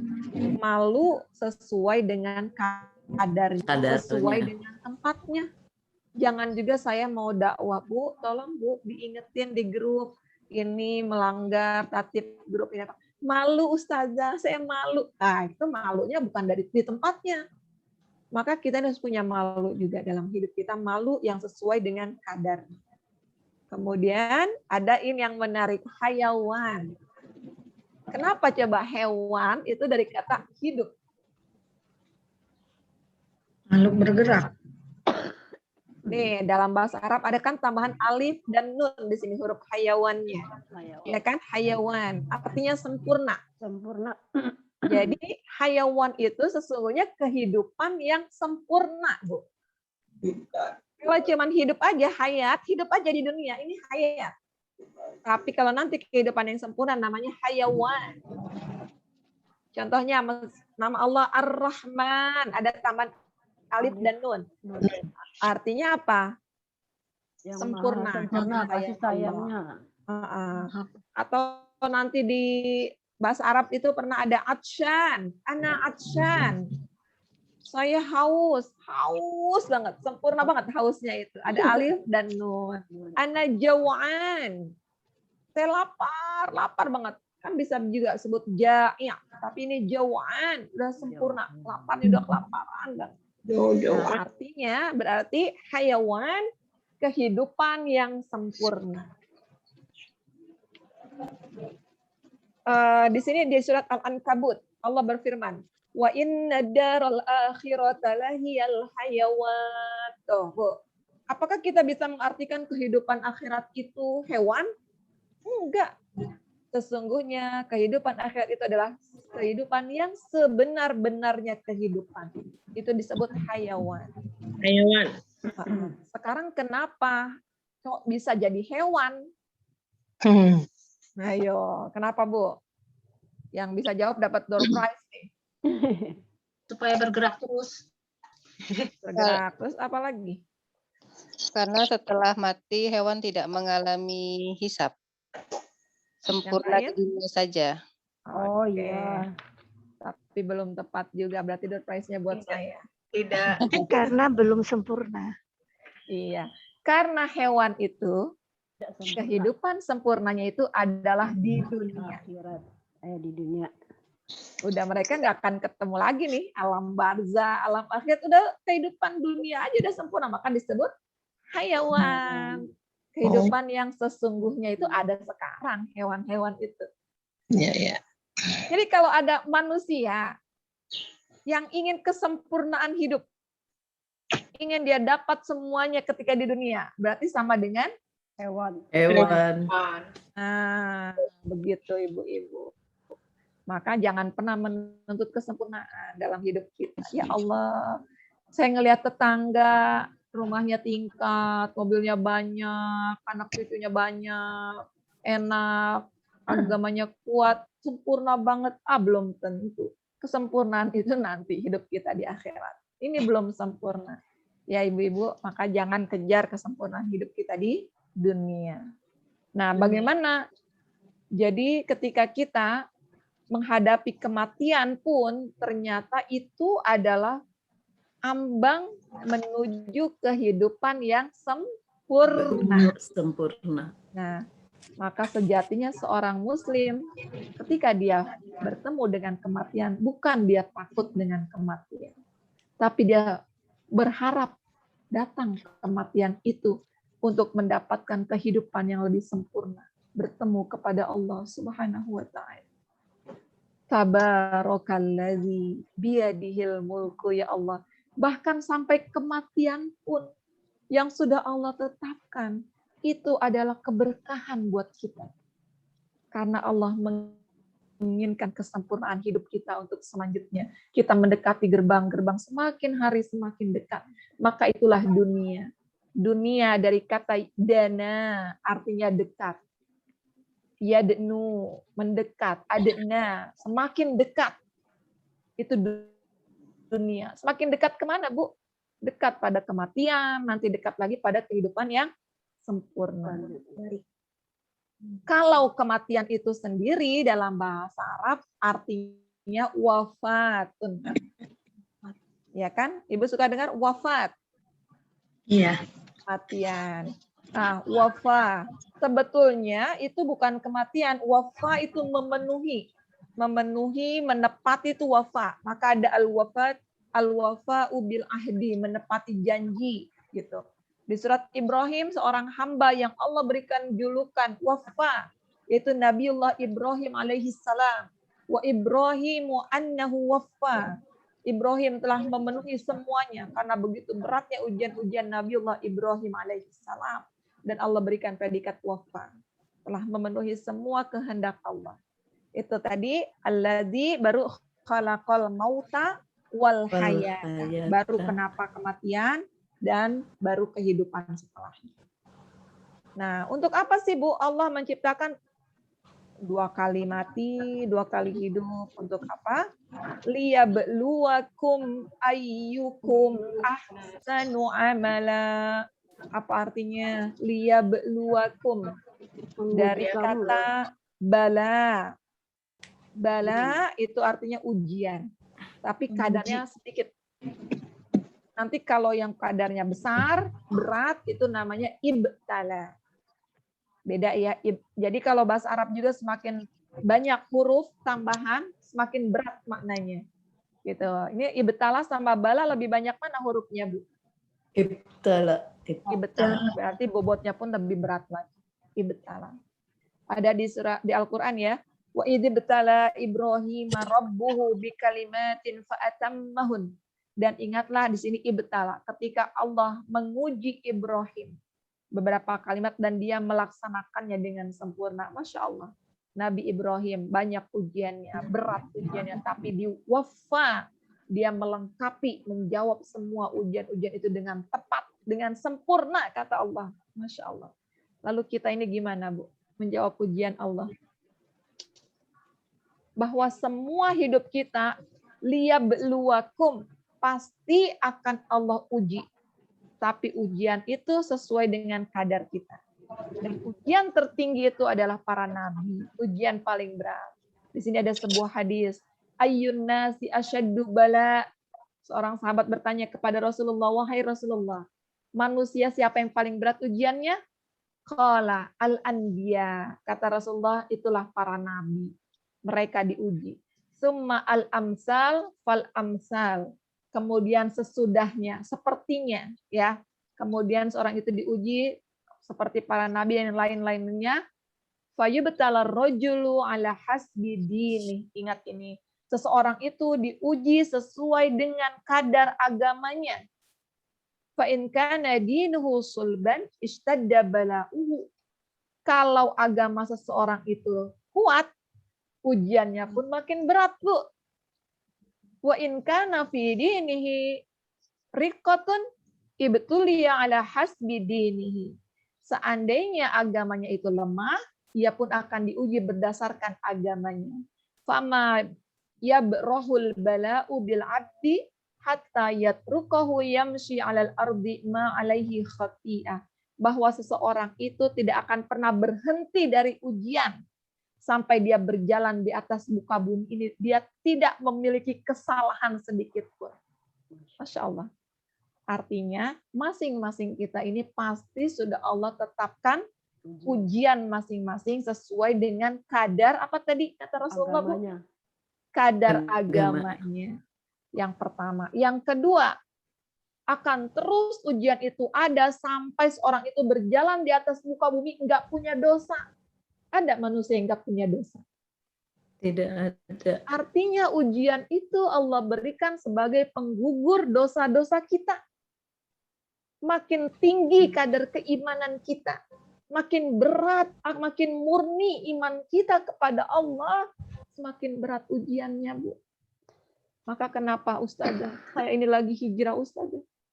Sekarang ujian saya begini-begini berat. Kenapa sih orang-orang yang hijrah itu Allah uji dengan berat-berat? Begitulah Allah menguji sesuai dengan kadar keimanan. Beda dengan ahli maksiat. Ahli maksiat pun diuji ketika dia mau bertaubat. mau mulai belajar puasa, baru ngelihat iklan sirup marjan. Udah apa? Ngiler, ya Allah, masih jam 3, itu sirup udah keluar gitu. Coba tanyakan orang-orang soleh. Ada rasa tergiur nggak ngelihat iklan sirup kayak begitu? Bu, terpengaruh nggak kita ngelihat penampilan es teler? Apa? Berarti ibu-ibu yang puasanya masih terpengaruh dengan penampilan makanan-makanan enak, berarti kadar keimanannya seperti itu. Nah, Allah akan berikan ujian itu sesuai dengan kadar keimanan kita. Kalau dulu kita diuji, ada orang yang diuji berteman dengan teman-temannya bertengkar. Di mana-mana ada yang memfitnahnya, masih dengan orang-orang yang jauh. Semakin soleh diuji bukan lagi dengan teman-temannya, bukan lagi dengan orang-orang jauhnya. Ternyata ujian itu ada di orang-orang terdekatnya. Siapa? Banyak sekali saya. Anak. Anaknya, ya Allah Ustaz, anak saya Ustaz. Sampai dia nangis-nangis. Ya Allah, suami saya Ustaz. Suami, istri. Saya pengen hijrah, tapi suami saya ngelarang saya. Ibu, tandanya Allah sedang mengangkat keimanan ibu. Diuji dengan orang-orang terdekat kita. Ada lagi yang sudah selesai. Ujian rumah tangganya selesai. Suaminya sudah satu frekuensi sama anak-anaknya. Sudah sama. Apakah dia bebas dari ujian? Belum. Allah dekatkan lagi ujiannya. Ada dalam hatinya sendiri. Muncullah rasa ria. Muncul sum'ahnya, ingin didengar. Muncul ujubnya. Merasa lebih baik daripada yang lain. Muncul sombongnya. Ternyata dia harus berperang melawan dirinya sendiri. Lebih Allah uji berat. dengan sakitnya. Ketika dia mau berdakwah, menebar manfaat, diuji lagi dengan sakit. Jangan dikira. Ketika mungkin saya duduk di sini, saya dalam keadaan sehat, sering kali saya merasakan sakit. Itu ujian kita yang Allah berikan. Jadi semakin soleh seseorang, Allah berikan ujian-ujian itu semakin dekat, semakin dekat. Maka cek hidup kita. Kalau kita merasa aman-aman aja, nggak ada ujian, jangan-jangan kita salah jalan. Karena segala sesuatu itu pasti ada ujian. Atau jangan-jangan kita diuji, tapi kita nggak tahu bahwa kita ini sedang menghadapi ujian. Bagaimana kita bisa menjawab, liyabluwakum ayyukum ahsanu amalanya, gimana kalau kita nggak bisa mempersiapkan jawaban-jawaban itu. Maka supaya kita bisa menjawab jawaban dari ujian-ujian Allah itu, perlulah ilmu. Sangat butuh kita duduk bermajelis ilmu seperti ini. Ya Allah, kok hidup saya enak-enak aja ya. Bahkan orang-orang soleh selalu bertanya-tanya. Kalau hidup mereka lagi enak-enak, ya Allah, ada apa ini? Kok saya kayaknya lagi lapang banget ya. Semuanya lagi enak, hati-hati, jangan-jangan ujiannya ada di hatinya. Terus meminta, ya Allah, tolong kuatkan saya, ya Allah. Kalau dulu kita mulai tahajud, kita berperang, ujian kita rasa ngantuk. Ya Bu ya? Ngantuk. Sekarang, ibu-ibu, saya yakin, banyak yang udah punya alarm otomatis, jam 3 udah bangun, nggak perlu pasang alarm. Udah biasa Ustazah tahajud, kalau udah jam segitu kayaknya mata udah kering aja, udah nggak bisa tidur lagi. Udah tahajud, hati-hati, ujiannya berubah. Ujiannya ada di hatinya. Apakah setelah bangun, qiyam lail, paginya, jangan sampai kita merasa lebih baik daripada manusia lainnya. Karena kita mampu sholat berpuluh-puluh rakaat. Karena kita mampu tahajud tanpa beban berat. Itu juga ujian buat kita. Nah ini dia. Liyabluwakum ayyukum ahsanu amala. Bagaimana nanti kita bisa menjawab ujian Allah itu dengan cara-cara yang terbaik. Lihat Bu, ini gambar apa nih? Enggak. Inilah ujian yang Allah berikan untuk kita. Bahwa Allah tergantung kadar keimanannya. Semakin tinggi, semakin kuat imannya, akan semakin dibawa pada ujian-ujian yang lebih tinggi. Artinya semakin dekat ke anak tangga paling atas, artinya semakin dekat menuju surganya Allah. Apa aja jenis-jenis ujiannya? Di surat Al-Baqarah Allah berfirman, وَلَنَبْلُوَنَّكُمْ بِشَيْءٍ مِنَ الْخَوْفِ وَالْجُوعِ وَنَقْصٍ مِنَ الْأَمْوَالِ وَالْأَنْفُسِ وَالثَّمَرَاتِ. Pasti kami uji kalian semua. Yang pertama, minal khauf, rasa takut. wal ju' rasa lapar, wa naqsim minal amwal kekurangan harta, wal anfus jiwa-jiwa yang lemah, was samarot hasilnya tidak sesuai dengan yang kita upayakan, wa basyiris sabirin, tapi ini semua adalah kabar gembira untuk orang-orang yang bersabar. Cek, berapa banyak dari kita semakin meningkat kadar keimanan kita, kita sudah bisa menerima ujian itu. Ya lapar, saya mah biasa aja lapar, udah biasa Ustaz. Belum lama Allah hadirkan seorang jamaah datang kepada saya. Dia bercerita saking tidak adanya, dia harus puasa Daud dan berbuka dengan air putih, nggak punya makanan apapun sampai hanya mengalami pendarahan lewat buburnya. Buat dia itu biasa. Saya biasa Ustazah menghadapi sesuai dengan kadar keimanannya. Tapi itulah ujiannya, nanti akan Allah berikan ujian yang berbeda-beda. La yukallifullahu nafsan Illa wus'aha. illa wus'aha. Jadi jangan minta, ya Allah, saya mah udah nggak kuat ya Allah, saya mah ringan-ringan aja deh ujiannya ya Allah. Kalau Allah bilang sanggup, kenapa kita harus menurunkan kadar kita di hadapan Allah? La yukallifullahu nafsan illa wus'aha. Allah tahu kemampuannya dan Allah tahu kadar keimanan kita. Jadi jangan pernah menawar ujian kita supaya lebih ringan, karena berarti kita sedang menurunkan keimanan kita di hadapan Allah Subhanahu wa taala. Ingat ibu-ibu, tangga yang kita titik ini adalah jalan menuju surganya Allah Subhanahu wa taala. Saat ini kita sedang meniti. Mungkin ada yang di anak tangga pertama, ada yang di kedua, ada yang sudah tinggi. Tapi meraih surga itu bukan percuma. Bukan biasa-biasa aja. Ada nilai yang harus kita tebus. Apa kata Allah? Am hasibtum an tadkhulul jannah walamma ya'tikum matsalul ladzina khalau min qablikum. Apakah kalian mengira kamu akan masuk surga? Kata Allah. Sedangkan belum datang kepada kalian cobaan-cobaan berat seperti yang dialami oleh orang-orang sebelum kamu. Siapa itu? Para nabi tadi yang disampaikan ujiannya berat-berat kayak gitu. Ujian kita nggak sama dengan ujian para nabi. Masathumul ba'sa wad-dharra wa zulzilu. Mereka semuanya ditimpa dengan melarat, menderita, bahkan berguncang hati mereka.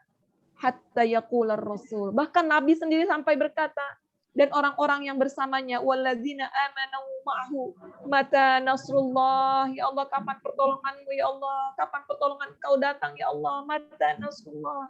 Allah langsung jawab saat itu, ala inna nasrullahi qarib. Sungguh pertolongan Allah itu dekat. Ayo cek di mana kadar ujian kita hari ini. Ada yang baru diuji dengan kesusahan, kemudian kita sudah gelap mata.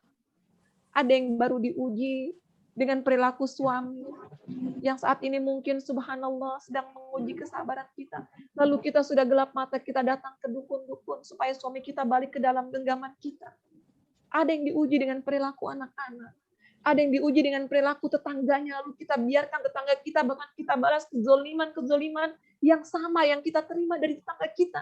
Liyabluwakum ayyukum ahsanu amal. Allah cuma mau melihat ahsanu amala, bagaimana cara kita bersikap terhadap ujian-ujian yang Allah berikan saat itu. Maka lihat ibu-ibu, ahsan. Ini di kelas lanjutan, silakan dijawab ahsan. Ismut tafdil, apa artinya ismut tafdil? Apa tuh perbandingan ya? Ahsan. Ganti. Ya, itu perbandingan komparatif, ya, membandingkan, Komparatif. membedakan, membandingkan. Ahsan di sini artinya lebih baik.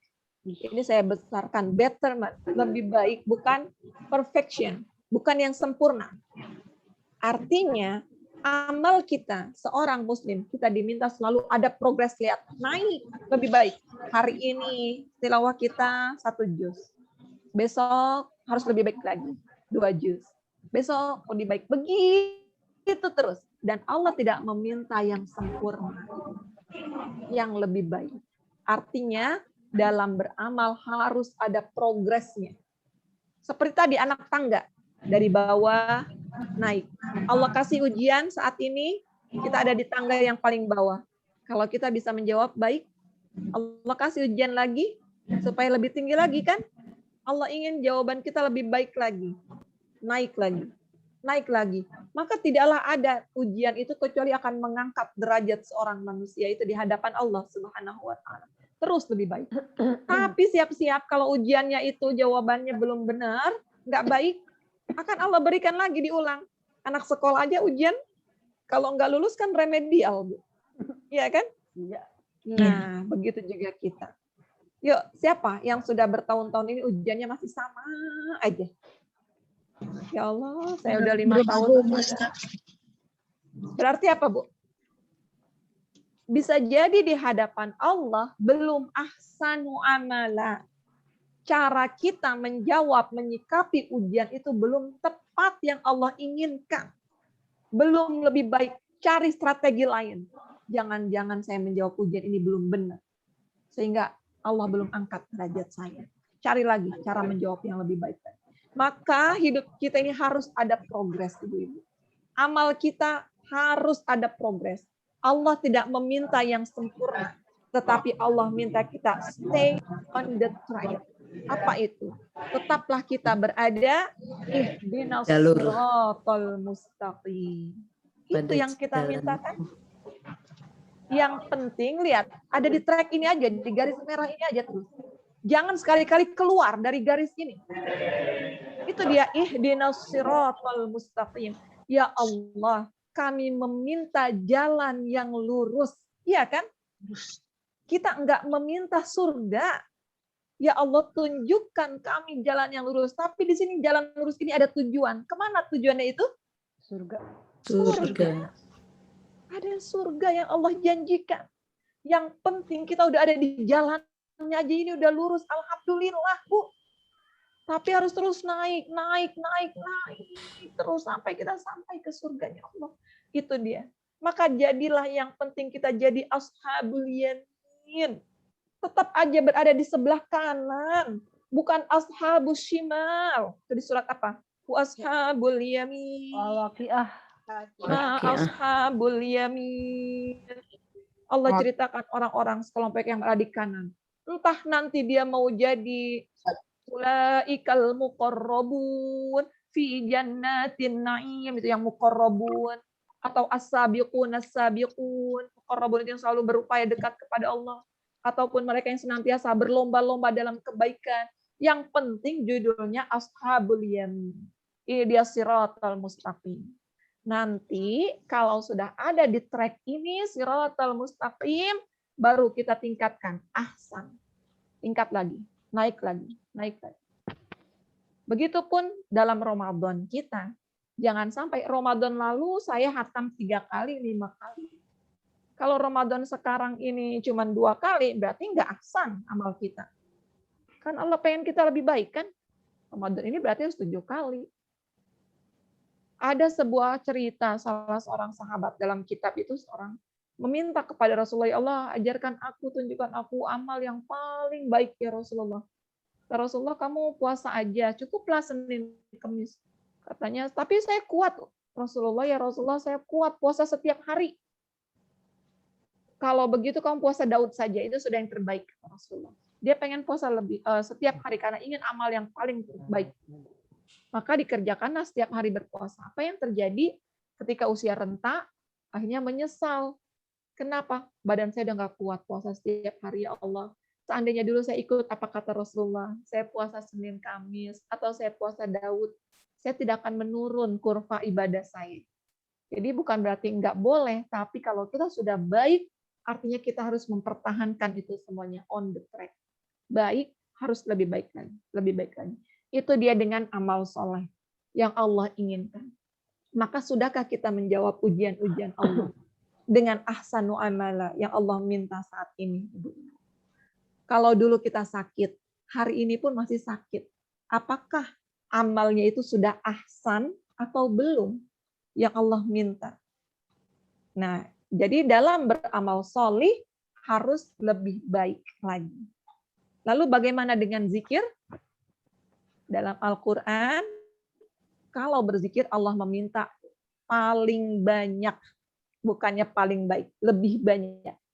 Fadhkurullaha dzikran katsira. Sebutlah, ingatlah Allah dengan banyak-banyak zikir. Zikir itu kan mengingat.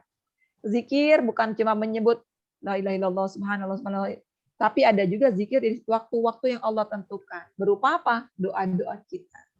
Bangun tidur, jangan-jangan kita lupa baca alhamdulillahilladzi ahyana ba'dama amatana. Itu zikir. Kita masuk kamar mandi, doa lagi. Bismika. Bismillah. Allah. Allahumma inni a'udzubika minal A'udzubika minal khubuthi khubusi wal khaba'is. Lalu kaki kita masuk dengan kaki kiri, anggota tubuh kita pun sedang berzikir. Jangan kita lupa minum tangan kiri. Artinya kita nggak melibatkan anggota tubuh kita ini untuk berzikir. Makan tangan kiri. Buka baju yang kanan dulu. Buka sepatu kaki kanan dulu. Padahal itu sudah diajarkan. Itu bagian dari zikir anggota tubuh kita. Maka zikir Allah minta yang baik-baik. Itu dia. Ayat kedua, allazi khalaqal mauta wal hayata liyabluwakum ayyukum ahsanu amala. Ulangi lagi bersapi, ya Allah. Engkau inginkan, ya Allah. Aku selalu ingat mati, ya Allah. Begitu kecilnya kehidupan ini saat ini, ya Allah. Saat ini Engkau uji aku dengan kehidupan sakit, Engkau uji aku keberadaan suami, Engkau uji aku dengan rumah tangga, Engkau uji aku dengan kemewahan-kemewahan rezeki yang melimpah luah hari ini, Allah. Liyabluwakum ayyukum ahsanu amala. Tapi saya belum ahsanu amala, ya Allah. Amal saya belum baik seperti yang Engkau minta, ya Allah. Itu dia. Tabar. Baru 2 ayat, Bu. Diulang-ulang terus dibaca. Sampai ini kita dapat ketika kita baca Tabarakalladzi biyadihil mulku wa huwa ala kulli syai'in qadir. Ya Allah, ini saya banget, ya Allah. Saya yang berada di bawah genggaman-Mu, ya Allah. Aku yang berada di bawah kekuasaan-Mu. Nah, kemudian apa? Selanjutnya, wa huwal azizul ghafur. Dan Allah juga berikan 2 sifatnya, 2 namanya, Al-Aziz, Al-Ghafur. Setiap nama-nama Allah yang disandangkan dalam sebuah ayat pasti ada hubungannya. Jadi Bu kalau menghafal itu ini samiun alim, nanti alimun hakim, nanti khobirun alim. Apa itu pasti ada dengan maknanya sebelumnya. Apa artinya Al-Aziz? Gagah. Al-Aziz Maha Perkasa. Ya, itu mencakup ada 2, ada Al-Quwah, ada Al-Hurmah. Kalau dikatakan Aziz, berarti Allah itu mempunyai kekuasaan. Tapi apakah yang berkuasa itu dihormati? Contohnya dengan presiden kita, apakah semuanya menghormati saat ini? Tidak. Nah, dia punya kekuasaan. Tapi kekuasaan Allah harus mencakup 2 ini. Al-Quwah dan Hurmah. Power and respectful. Harus ada respect kita. Harus kita penghormatan kita kepada Allah Subhanahu wa taala.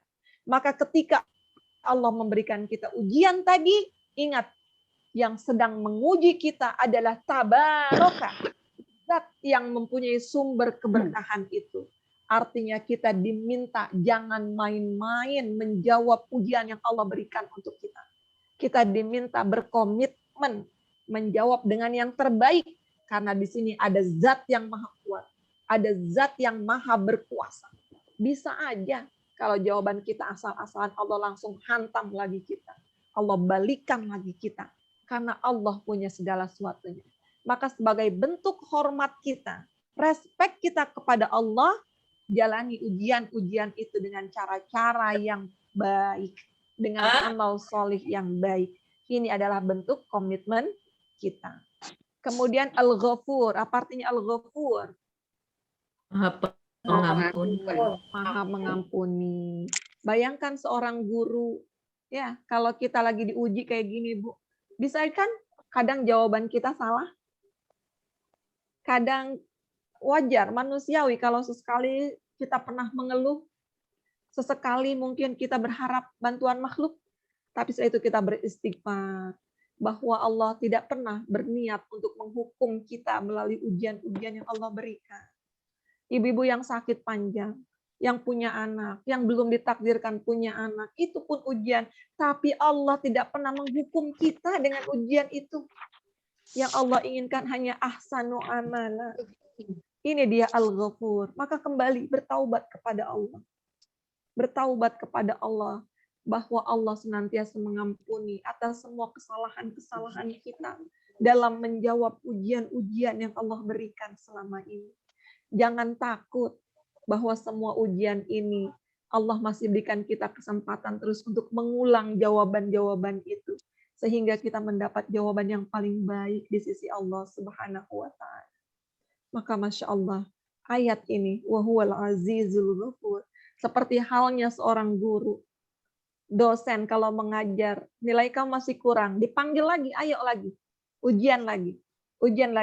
Tapi dosen saya pun pernah merasakan, paling benci kalau ada mahasiswanya nyontek. Ya Bu ya. Maka inilah bentuk respeknya kita. Begitupun Allah nggak suka sekali kalau ada orang yang menjawab ujian itu dengan cara-cara yang Allah nggak ridho. Nggak ada respeknya, tapi begitu kita kembali, ayo lagi terus sampai dapat nilai paling baik, ulang lagi ujiannya. Ibu-ibu yang ikut hafalan, setoran, ayo belum baik, ulang lagi. Apakah dimarahin? Kan enggak. Apakah dihukum? Enggak. Hanya Allah inginkan yang baik untuk kita. Itulah bentuk Ghafur. Allah mengampuni semua dosa-dosa kita. Masya Allah. Wa huwal azizul ghafur. Maka ketika baca tabarak tadi, tabarakalladzi biyadihil mulku wa huwa ala kulli syai'in qadir. Maka respect kita langsung merasa spontan, kita merasa kecil banget di hadapan Allah. Ada zat yang maha memiliki keberkahan. Ada zat yang maha mengatur semua urusan kita. Ya Allah, begitu kecilnya kekuasaan dalam genggaman Allah. Engkau maha sempurna ya Allah. Dan Engkau mengatur semua urusan-urusanku ya Allah. Aku yakin semua urusan yang Engkau berikan saat ini selalu Engkau berikan keberkahan di dalamnya ya Allah. Allazi khalaqal mauta wal hayata liyabluwakum ayyukum ahsanu amala wa huwal azizul ghafur. Gimana enggak nangis Bu kita baca ayat ini? Ya Allah, tapi saya belum ahsanu amala saat ini ya Allah. Tolong Kau turunkan sifat ghafur, ampunanmu ya Allah. Tapi saya lupa menghormatimu ya Allah. Engkau al-aziz, Engkau pantas mendapat penghormatan ya Allah. Penghormatan itu berupa usaha-usaha aku yang sesungguhnya menjawab ujian yang Kau berikan dengan tepat. Banyak kalau baca tabarok itu, ini gue banget katanya. Ayat ini ya Allah, ini saya banget ya baca Al-Quran. Maka ibu-ibu azamkan saat ini. Ada target kita menghafal surat Al-Mulk ini. Yang belum hafal supaya berharap kita diberikan hafalan. Karena nggak cukup tadi kita cuma belajar Qadir, Aziz, tapi kita lupa. Kalau sudah itu, ya sudah selesai. Baik ibu-ibu, itu saja insya Allah. Semoga 2 ayat ini semakin menambah keimanan kita, menambah detak jantung, debar hati kita ketika kita membacanya. Semoga Allah takdirkan usia kita sampai bertemu Jumat yang akan datang, kita akan menambah lagi ayat selanjutnya insya Allah. Mohon maaf kalau ada kata, sikap yang kurang berkenan. Taufiq wal hidayah. Wassalamualaikum warahmatullahi wabarakatuh. Waalaikumsalam warahmatullahi wabarakatuh. Insyaallah, tabarakallah ya. Malu ya Bu ya. Baru melihat 1 ayat itu sudah Masya Allah luar biasa. Kita itu kecil semakin tiada gitu. Kita nggak ada kekuasaan akan sesuatu. Kemudian kita juga malu menjadi sombong ya, lebih ke dunia. Ternyata yang lebih keduniaan adalah yang cari kesempurnaan itu adalah hewan. Nauzubillah min dzalik, kita punya akal dan kita punya kebahagiaan yang kita kejar yang kekal yaitu di akhirat. Semoga kita dimudahkan untuk meraih kebahagiaan dunia akhirat ya. Amin ya rabbal alamin. Baik, sudah di akhir acara Bunia berkenan memimpin doa. Sudah jam 3 ya, kita doa singkat ya Ibu-ibu. Semoga Allah ijabah saat kita sedang berpuasa di hari yang penuh berkah ini, Masya Allah. Semoga Allah ijabah semua doa-doa kita. Mohon doa juga untuk kakak saya yang sedang sakit ya, Haji Harun Ar-Rasyid bin Hindu. Semoga Allah angkat sakitnya. Allah berikan hiburan-hiburan di dunianya. Jadi sebetulnya ada kakak kandung saya ini Allah takdirkan sejak kecil itu tuli dan bisu. Saat ini di usianya yang hampir mendekati 60 lebih, Allah angkat juga penglihatannya. Semoga ini adalah bentuk kasih sayang Allah menjadi syafaat kami saudara-saudaranya di dunia, di akhirat nanti. Ya Rabbal Alamin. Astaghfirullahaladzim, astaghfirullahaladzim, astaghfirullahaladzim. A'udzu billahi minasyaitonir rajim. Bismillahirrahmanirrahim. Hamdan syakirin, hamdan na'imin, hamdan yuafi ni'amahu wa yukafi mazidah. Ya Rabbana lakal hamdu wa lakas syukru kama yanbaghi li jalali wajhikal karim wa 'azimi sultanik. Allahumma salli ala sayyidina Muhammad wa ala ali sayyidina Muhammad wa sallim an ashabi Rasulillahi ajma'in walhamdulillahi rabbil alamin. Allahumma inna nas'aluka bi anna nashhadu annaka antallah la ilaha illa anta al-ahadus samad alladhi lam yalid wa lam yulad wa lam yakul lahu kufuwan ahad. Allahumma a'inna ala dzikrika wa syukrika wa husni ibadatik. Allahumma anfa'na bima 'allamtana wa 'allimna ma yanfa'una warzuqna 'uluman tanfa'una. Allahumma ij'al mujtama'ana hadha mujtama'an marhuman waj'al tafarruqana ba'dahu tafarruqan ma'suman wa la taj'al fina wala minna wala ma'ana syaqiyyan wala mahruman. Rabbana ighfir lana wa li ikhwanina alladhina sabaquna bil iman ولا تجعل في قلوبنا غلا للذين آمنوا ربنا إنك رؤوف رحيم اللهم رب الناس مذهب البأس اشفي وأنت الشافي اشفي وأنت الشافي اشفي وأنت الشافي لا شفاء إلا شفاؤك شفاء لا يغادر سقما ربنا أفرغ علينا صبرا وثبت أقدامنا وانصرنا على القوم الكافرين ربنا آتنا حسنة وفي الآخرة حسنة وقنا عذاب النار وأدخلنا الجنة مع الأبرار يا عزيز يا غفار سبحان ربك رب العزة عما يصفون وسلام على المرسلين والحمد لله رب العالمين. Amin, amin ya Rabbal Alamin. Amin ya Rabbal Alamin. Untuk ibu-ibu yang diuji dalam sakit maupun kehilangan, semoga digantikan yang lebih baik. Amin. Dan akhirnya menambah ketakwaan kita. Bagi yang kehilangan, semoga tidak hanya kehilangan yang ada menjadi kehilangan, melainkan bertambah dan bertambah terus.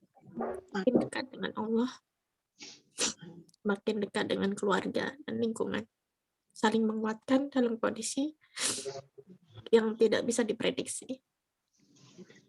Untuk dunia, semoga diberikan kekuatan Amin. dalam ujian, sehat.